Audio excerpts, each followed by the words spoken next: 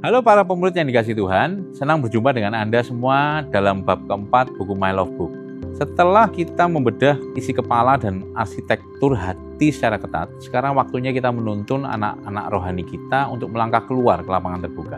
Mari kita bersiap membahas sesuatu yang jauh lebih taktis. Anak-anak rohani kita mungkin sudah punya daftar kriteria yang panjang, tetapi pertanyaan besar yang sering mereka keluhkan adalah, di manakah mereka bisa menemukan seseorang yang memenuhi kriteria tersebut? Ilustrasi terbaik tentang ladang pertemuan bisa kita lihat dari ekosistem organisasi atau pelayanan pemuda jemaat lokal. Sebuah tempat yang dinamis, melelahkan, sekaligus sangat seru, di mana isi kepala semua anggota benar-benar bersih dari urusan cinta-cintaan di awal dan fokus pada pelayanan generasi. Tetapi Tuhan selalu punya cara kreatif menyisipkan skenario-nya di tengah kesibukan anaknya. Belajar dari ilustrasi tersebut, ada satu fondasi bergaul yang harus kita luruskan kepada anak bimbing kita. Masalah terbesar anak muda zaman sekarang adalah mereka menganggap pencarian jodoh kayak ajang kompetisi yang serakah atau perburuan liar yang agresif. Begitu masuk komunitas baru, mata mereka langsung berubah jadi radar predator buat mencari mana target yang bisa dipacari. Sementara orang yang dianggap tidak memenuhi kriteria langsung dicoret dari pertemanan. Ini adalah cara bergaul yang sakit dan kekanak-kanaan yang harus kita tegur di dalam komsel. Alkitab menawarkan cara yang jauh lebih mulia, memperlakukan perempuan atau pria muda sebagai saudara seiman dengan penuh kemurnian. Ladang pertemuan anak rohani kita harus diawali dengan kerelaan membangun hubungan sosial yang inklusif tanpa pamrih romantis jangka pendek. Bersosialisasi dalam kemurnian membuat penilaian mereka terhadap karakter seseorang jadi sangat jernih dan lebih objektif. Persekutuan jemaat yang erat inilah yang bertindak sebagai inkubator paling aman bagi masa depan anak-anak rohani kita. Pernikahan Kristen yang kokoh tidak akan pernah lahir dari ruang isolasi yang egois, melainkan berakar dalam ekosistem kerjasama tubuh Kristus yang sehat. Anak muda harus tertanam di dalam persekutuan sebelum mereka diizinkan untuk membangun aliansi rumah tangga. Kekeliruan fatal berikutnya adalah fenomena kapal selam atau menghilang dari peradaban begitu ada getaran asmara yang bersambut. Banyak pasangan muda mendadak berubah jadi makhluk eksklusif yang menarik diri dari kelompok sosial. Begitu mulai dekat dengan seseorang, mereka memilih menyendiri dan menutup pintu rapat-rapat dari masukan pemimpin rohani. Ini langkah yang sangat berisiko tinggi. Saat dua orang sedang dimabuk asmara, logika mereka itu berada di titik terendah akibat banjir hormon di otak. Mereka membutuhkan mata, telinga, dan penilaian objektif dari kita sebagai pemurid. Jangan pernah lancang memulai kedekatan romantis dengan cara memutus komunikasi dengan ekosistem komunitas. Pertemanan seharusnya selalu merupakan dasar bagi relasi romantis apapun. Percintaan bisa datang dan pergi, tetapi pertemanan itu kekal. Kaum muda Kristen harus fokus pada keseimbangan antara karakter rohani dan chemistry.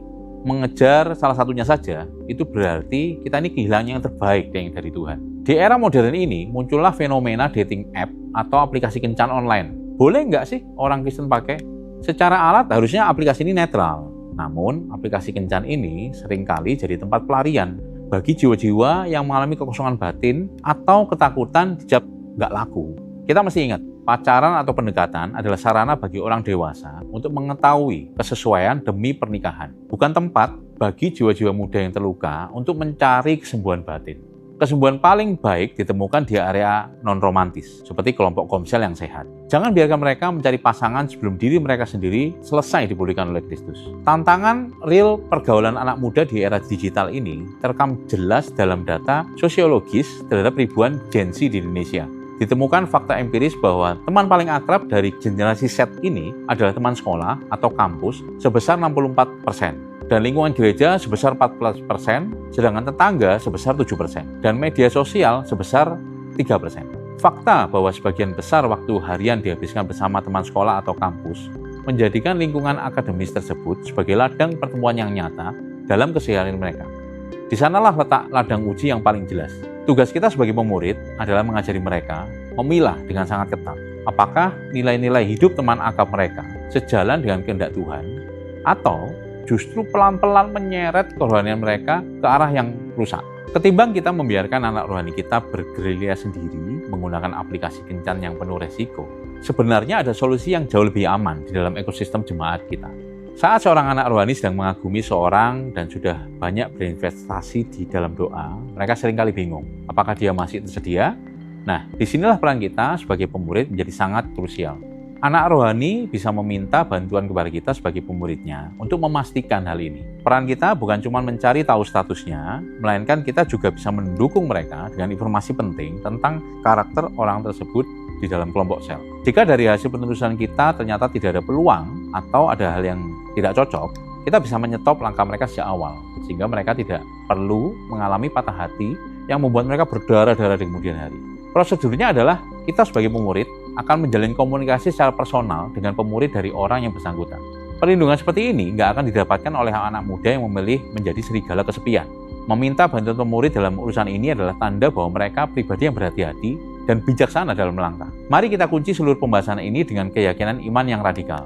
Allah kita sanggup dan mampu menyediakan yang terbaik bagi anak-anaknya yang memilih untuk taat. Ide pernikahan itu keluar murni dari inisiasi pikiran Allah sendiri, bukan hasil dari manusia yang merengek-rengek karena kesepian.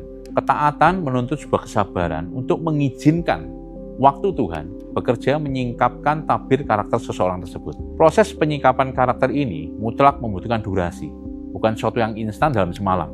Waktu itu adalah alat uji terbaik yang Tuhan berikan untuk memisahkan mana emas yang murni yang berharga dan mana loyang murahan yang mengkilap di permukaannya saja. Jadi, sudahkah Anda sebagai pemurid memastikan bahwa kelompok sel yang Anda pimpin hari ini benar-benar berfungsi sebagai inkubator rohani yang hidup dan aman bagi pertumbuhan karakter mereka?